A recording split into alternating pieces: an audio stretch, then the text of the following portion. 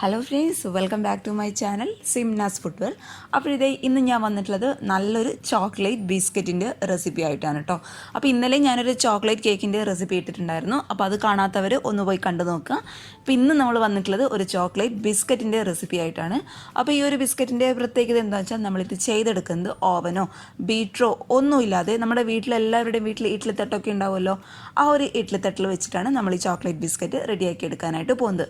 അപ്പോൾ കുഞ്ഞുങ്ങൾക്കൊക്കെ പെട്ടെന്ന് ഈ വീഡിയോ കാണുന്നവർ എളുപ്പത്തിൽ പോയിട്ട് ഉണ്ടാക്കി കൊടുക്കുക. വളരെ എളുപ്പമാണ്, അതേസമയം നല്ല ടേസ്റ്റിയാണ് കഴിക്കാനായിട്ട്.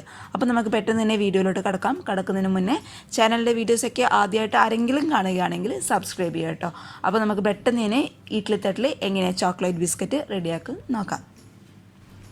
ബിസ്ക്കറ്റ് റെഡിയാക്കാനായിട്ട് ഞാനിപ്പോൾ ഇവിടെ എടുത്തിട്ടുള്ളത് 1/2 കപ്പോളം മൈദയാണ് കേട്ടോ.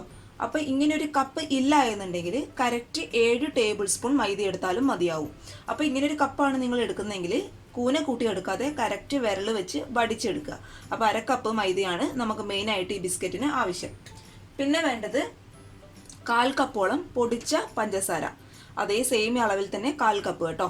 അപ്പോൾ ഇങ്ങനെ ഒരു കപ്പ് ഇല്ല എന്നുണ്ടെങ്കിൽ 3.5 ടേബിൾ സ്പൂണോളം പൊടിച്ച പഞ്ചസാര എടുത്താലും മതിയാവും. പിന്നെ വേണ്ടത് 2 ടേബിൾ സ്പൂണോളം വെജിറ്റബിൾ ഓയിൽ. ഞാനിപ്പോൾ ഇവിടെ എടുത്തിട്ടുള്ളത് സൺഫ്ലവർ ഓയിലാണ്. അപ്പോൾ ഏത് വെജിറ്റബിൾ ഓയിൽ വേണമെങ്കിൽ നിങ്ങൾക്ക് ഉപയോഗിക്കാം കേട്ടോ. പിന്നെ വേണ്ടത് 3 ടേബിൾ സ്പൂണോളം കൊക്കോ പൗഡർ ആവശ്യമുണ്ട്. പിന്നെ വേണ്ടത് 1/2 ടീസ്പൂണോളം ബേക്കിംഗ് പൗഡർ. പിന്നെ ഒരുപാട് തണുപ്പില്ലാത്ത റൂം ടെമ്പറേച്ചറുള്ള ഒരു കോഴിമുട്ട എടുത്തിട്ടുണ്ട്. പിന്നെ നമുക്ക് ആവശ്യമുള്ളത് കുറച്ച് ബദാം ഞാനിവിടെ ഗ്രേറ്റ് ചെയ്ത് എടുത്തിട്ടുണ്ട്. അപ്പോൾ നിങ്ങൾക്ക് ബദാമിന് പകരമായിട്ട് കാഷ്യൂനട്ട്, അതായത് അണ്ടിപ്പരിപ്പ് വേണമെങ്കിലും ഗ്രേറ്റ് ചെയ്ത് എടുക്കാം കേട്ടോ. ഇത് നമ്മൾ ബിസ്ക്കറ്റിലോട്ട് ഇട്ട് എടുക്കുമ്പോൾ അത് കടിക്കാനായിട്ട് കിട്ടുമ്പോൾ അതൊരു പ്രത്യേക ടേസ്റ്റാണ് കേട്ടോ. അപ്പോൾ കയ്യിലുണ്ടെങ്കിൽ എന്തായാലും ചേർത്ത് കൊടുക്കാനായിട്ട് നോക്കുക. അപ്പോൾ ഇതാണ് ഇതിന് നമ്മുടെ ബിസ്ക്കറ്റിന് വേണ്ട മെയിനായിട്ടുള്ള ഇൻഗ്രീഡിയൻസ്. അപ്പോൾ നമുക്കിതെങ്ങനെയാണ് ഉണ്ടാക്കുന്നത് നോക്കാം. ആദ്യം തന്നെ നമ്മൾ എടുത്തു വെച്ച കോഴിമുട്ട നമുക്കൊരു പാത്രത്തിലോട്ട് പൊട്ടിച്ച് ഒഴിച്ചു കൊടുക്കാം. ഇനി അതിൻ്റെ കൂടെ തന്നെ നമ്മൾ എടുത്തു വെച്ച 2 ടേബിൾ സ്പൂണോളം വെജിറ്റബിൾ ഓയിലും കൂടി ഞാൻ ഇതിൻ്റെ കൂടെ ഒഴിച്ചു കൊടുക്കുന്നുണ്ട്. ഇത് രണ്ടും ഒരു വിസ്കോ അല്ലെങ്കിൽ ഒരു സ്പൂണോ ഫോർക്കോ വെച്ചിട്ട് നന്നായിട്ട് അങ്ങോട്ട് മിക്സ് ചെയ്ത് കൊടുക്കുക കേട്ടോ. ഈ ഒരു മുട്ട എന്ന് പറയുന്നത് നന്നായിട്ട് പതഞ്ഞ് വരണം. ആ ഒരു പരുവ് എത്തുന്നവരെ നന്നായിട്ട് അങ്ങോട്ട് മിക്സ് ചെയ്ത് കൊടുക്കുക. നന്നായിട്ട് മിക്സ് ചെയ്തതിന് ശേഷം ഇനി ഇതിലോട്ട് ഞാൻ ചേർത്ത് കൊടുക്കാൻ പോകുന്നത് നമ്മുടെ 3.5 ടേബിൾ സ്പൂൺ പൊടിച്ച പഞ്ചസാരയാണ്, അല്ലെങ്കിൽ 1/4 കപ്പ് പഞ്ചസാരയും കൂടി നമുക്ക് ഇതിലോട്ട് ചേർത്ത് കൊടുത്ത് നന്നായിട്ടൊന്ന് മിക്സ് ചെയ്ത് കൊടുക്കാം കേട്ടോ. ഈ ഒരു സമയത്ത് തന്നെ നന്നായിട്ട് മിക്സ് ചെയ്യണം. അത് ഒരു ഫോർക്കോ സ്പൂണോ വെച്ചിട്ട് നന്നായിട്ട് അങ്ങോട്ട് മിക്സ് ചെയ്ത് കൊടുക്കുക. ഏകദേശം ഒരു 4-5 മിനിറ്റൊക്കെ നന്നായിട്ട് മിക്സ് ആക്കിയാൽ മാത്രമേ നമ്മുടെ പഞ്ചസാരയൊക്കെ കംപ്ലീറ്റ് ആയിട്ട് ഇതിലോട്ട് അങ്ങോട്ട് അലിഞ്ഞ് ചേർത്തുള്ളൂ.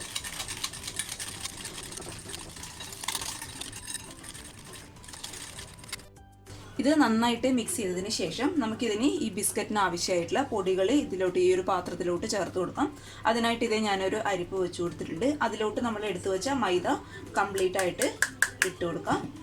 പിന്നെ 1/2 ടീസ്പൂണോളം ബേക്കിംഗ് പൗഡർ ഞാൻ ഇട്ട് കൊടുക്കുന്നുണ്ട്. ബേക്കിംഗ് സോഡയല്ല കേട്ടോ, ബേക്കിംഗ് പൗഡറാണ്. പിന്നെ ഇത് 3 ടേബിൾ സ്പൂണോളം കൊക്കോ പൗഡറും കൂടി ഇതിലോട്ട് ഇട്ട് കൊടുക്കാം. ഇനി ഇതെല്ലാം കൂടി നമുക്ക് നന്നായിട്ട് അരിച്ചെടുത്ത് ഈ ഒരു മിക്സിലോട്ട് ചേർക്കാം.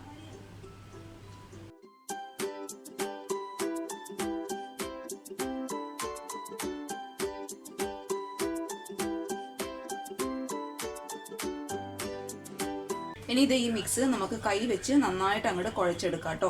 ഇതിലിനി വെള്ളമോ പാലോ ഒന്നും ചേർക്കേണ്ട ആവശ്യമില്ല. ഇത് നമുക്ക് കുറച്ച് കട്ടിയായിട്ടാണ് ഈ ബിസ്ക്കറ്റിൻ്റെ ബാറ്റർ, അതായത് മാവ് വേണ്ടത്.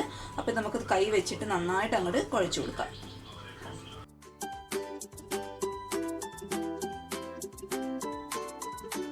മാവ് ഞാൻ നന്നായിട്ട് കുഴച്ചെടുത്തിട്ടുണ്ട്. ഈ ഒരു സോഫ്റ്റ്നെസ്സിൽ വേണം കുഴച്ചെടുക്കാനായിട്ട്. നന്നായിട്ട് സോഫ്റ്റ് ആയിട്ട് വരണം കേട്ടോ. അഥവാ നിങ്ങൾ കുഴച്ചെടുക്കുമ്പോൾ മാവ് കയ്യിൽ ഒട്ടിപ്പിടിക്കുന്നു എന്നുള്ള പ്രശ്നം ഉണ്ടെങ്കിൽ, കാരണം മൈദ ആയതുകൊണ്ട് ഒട്ടിപ്പിടിക്കാനുള്ള ചാൻസ് ഉണ്ട്, അങ്ങനെ ഉണ്ടെങ്കിൽ കുറച്ച് ഓയിൽ കയ്യിൽ തടവി കൊടുത്തതിന് ശേഷം നന്നായിട്ട് സോഫ്റ്റ് ആയിട്ട് കുഴച്ചെടുക്കുക കേട്ടോ. പിന്നെ കുഴച്ചെടുത്തതിന് ശേഷം മാവ് ഈ ഒരു പരുവത്തിലാണ് വേണ്ടത്. കയ്യിൽ ഒട്ടി പിടിക്കാനായിട്ട് പാടില്ല. അതേസമയം നന്നായിട്ട് സോഫ്റ്റ് ആയിരിക്കുകയും വേണം. അത് നിങ്ങൾ കുഴച്ചെടുത്തതിന് ശേഷം വെള്ളം കൂടിപ്പോയി, അതായത് മാവ് ഒത്തിരി ലൂസായി പോയി എന്ന് തോന്നുന്നുണ്ടെങ്കിൽ 1 ടേബിൾ സ്പൂണോളം മൈദ ചേർത്ത് കൊടുത്ത് ഈ ഒരു മാവ് അങ്ങോട്ട് അഡ്ജസ്റ്റ് ചെയ്ത് കൊടുക്കുക കേട്ടോ. ഇനി അവസാനമായിട്ട് ഞാൻ ഇതിലോട്ട് ചേർത്ത് കൊടുക്കുന്നത് ഒരു 2 ടീസ്പൂണോളം പൊടിക്കാത്ത പഞ്ചസാരയാണ്, അതായത് സാധാരണ പഞ്ചസാര. ഇത് ലാസ്റ്റ് സ്റ്റേജിൽ ചേർത്ത് കൊടുത്താൽ മതിയാകും കേട്ടോ. കാരണം ഇത് ബിസ്ക്കറ്റ് കഴിക്കുമ്പോൾ ഈ ഒരു പഞ്ചസാര തരികളൊന്ന് കടിക്കാനായിട്ട് കിട്ടുമ്പോൾ അതൊരു പ്രത്യേക ടേസ്റ്റാണ്. ഇനി കുറച്ച് നമ്മൾ ക്രഷ് ചെയ്ത് വെച്ച ബദാമും കൂടി നമുക്ക് ഇതിലോട്ട് അങ്ങോട്ട് ചേർത്ത് കൊടുക്കാം. ഇനി ഇതെല്ലാം കൂടി നമുക്ക് വീണ്ടും നന്നായിട്ടൊന്ന് മിക്സ് ചെയ്ത് കൊടുക്കാം. ഒരു ഇഡ്ഡലി തട്ടിൽ ഞാൻ കുറച്ച് ഓയിൽ തടവി കൊടുത്തിട്ടുണ്ട്. അതേപോലെ കൈയുടെ അടിയിലും കുറച്ച് ഓയിൽ തടവി കൊടുക്കുക കേട്ടോ. അതിനുശേഷം ഈ മാവിൽ നിന്ന് ചെറിയ ഉരുളകളാക്കി കൈയുടെ അടിയിൽ വെച്ചിട്ട് നന്നായിട്ട് അങ്ങോട്ട് സോഫ്റ്റായിട്ട് ഉരുട്ടിയെടുക്കുക.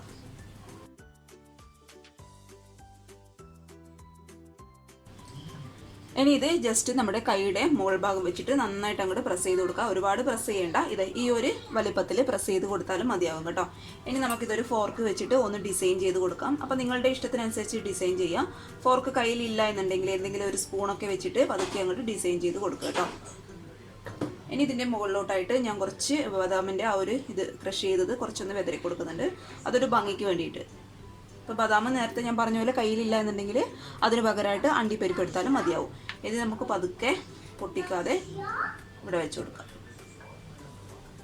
ഒരെണ്ണം കൂടി ഞാൻ അങ്ങനെ ചെയ്ത് കാണിച്ചു തരാം. നന്നായിട്ട് കുറച്ച് മാവെടുത്ത് കൈയുടെ അടിയിൽ വെച്ചിട്ട് സോഫ്റ്റായിട്ട് ഉരുട്ടിയെടുക്കുക. ഒട്ടും ക്രാക്ക് ഒന്നും ഉണ്ടാവാനായിട്ട് പാടില്ല കേട്ടോ. നന്നായിട്ട് സോഫ്റ്റായിട്ട് വേണം ഉരുട്ടിയെടുക്കാനായിട്ട്.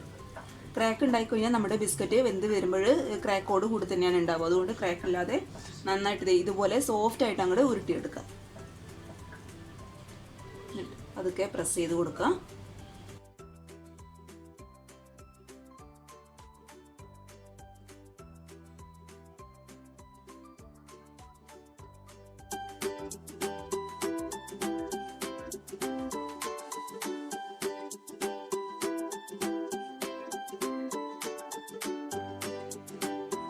ഇനി ഇത് ഇഡ്ഡലിച്ചെമ്പിലോട്ട് ഞാൻ ആവശ്യത്തിന് കുറച്ച് ഉപ്പിട്ട് കൊടുത്തിട്ടുണ്ട്. ഇനി നമുക്ക് ഈ ഇഡ്ഡലിച്ചെമ്പ് ഹൈ ഫ്ലെയിമിൽ വെച്ച് 5 മിനിറ്റ് നന്നായിട്ടൊന്ന് ചൂടാക്കി എടുക്കണം.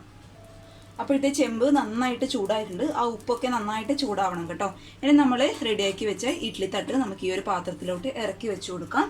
ഏറ്റവും ലോ ഫ്ലെയിമിലിട്ട് 20 മുതൽ 30 മിനിറ്റ് വരെ ഇത് നന്നായിട്ട് നമുക്കൊന്ന് ബേക്ക് ചെയ്തെടുക്കാം. നമ്മുടെ ബിസ്ക്കറ്റ് നന്നായിട്ട് ബേക്കായിട്ട് വന്നിട്ടുണ്ട്. കറക്റ്റ് 20-25 മിനിറ്റ് എടുത്തോട്ടോ ബേക്ക് ആവാനായിട്ട്.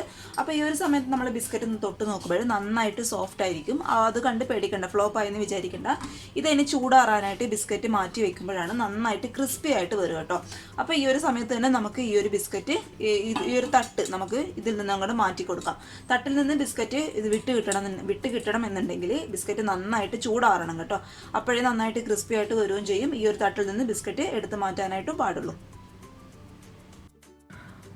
അപ്പോഴേ നമ്മുടെ ബിസ്ക്കറ്റിൻ്റെ ചൂടൊക്കെ കംപ്ലീറ്റ് ആയിട്ട് മാറിയിട്ടുണ്ട്. ചൂട് കംപ്ലീറ്റ് ആയിട്ട് മാറിയതിന് ശേഷം മാത്രമേ ഉപയോഗിക്കാവൂ കേട്ടോ. അപ്പോഴേ നല്ല ക്രിസ്പി ആയിട്ടുള്ള ബിസ്ക്കറ്റ് നമുക്ക് കിട്ടത്തുള്ളൂ.